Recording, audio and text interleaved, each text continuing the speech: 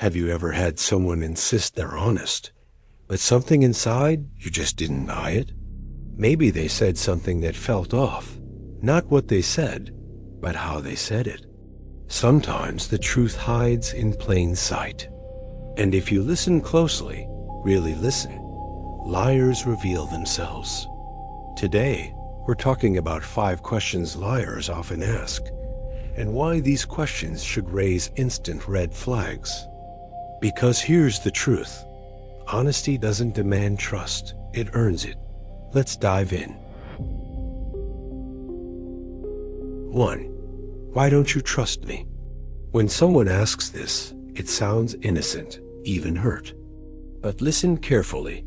This question flips the script.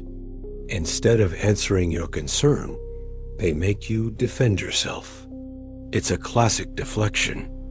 A liar wants to control the emotional tone. They'll try to shift the guilt to you, to make you feel like you re the problem.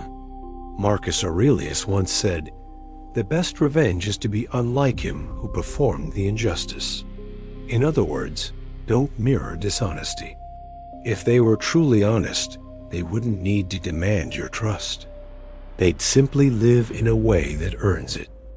Example, you say, "Hey, I saw you hiding your phone. Why?" They say, "Why don't you trust me?" Boom, now the spotlight's on you, not the lie. 2. Are you calling me a liar? This one's emotional judo. Instead of addressing what you asked, they turn your question into an attack. It's a manipulation tactic, and it works because it triggers guilt. You start thinking, "Oh no, I didn't mean to accuse them." But they never answered the question, did they? Socrates used to say that truth doesn't fear questions. Honest people welcome them. Liars, on the other hand, feel threatened by them. In psychology, this is called deflection, a way of steering attention away from the uncomfortable truth. Example, you say, "You said you were at work, but your coworker said you weren't." They respond, "Are you calling me a liar?" They're not clearing things up. They're trying to make you back off. 3. Who told you that? This one's a big tell. It sounds curious, but what they really mean is, who exposed me? A truthful person might ask, what exactly did you hear? Because they want to clarify. A liar asks, who told you that? Because they want to control information. Seneca, the Stoic philosopher, said, "Truth fears no questions." And that's the difference. Truth stands on its own. Lies need protection. Example, you say, "I heard from someone that you were with another group that night." They reply, "Who told you that?" That's not curiosity. That's damage control. 4. Why are you making such a big deal out of it?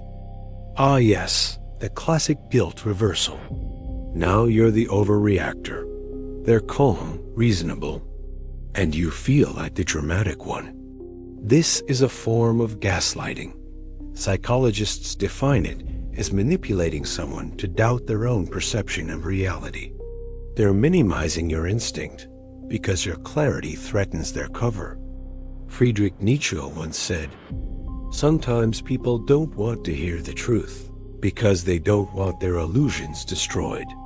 That's exactly what's happening here. Your truth threatens their illusion, so they make you feel guilty for even noticing. Example, you say, "It hurt that you lied." They respond, "Why are you making such a big deal out of it?" It's nothing. When you hear that, don't shrink back. That's your signal that something real is being denied. 5. Can we just move on? It sounds mature, right? Like they want peace. But real peace only comes after honesty. When someone says, "Can we just move on?" What they're really saying is, can we skip accountability? They don't want resolution. They want silence. Jordan Peterson once said that real relationships are built on truthful confrontation, not avoidance. If someone genuinely cares, they'll stay in the conversation. They'll help fix what's broken, but a liar wants to bury it fast. Example, you say, "We never really talked about what happened." They say, "It's over.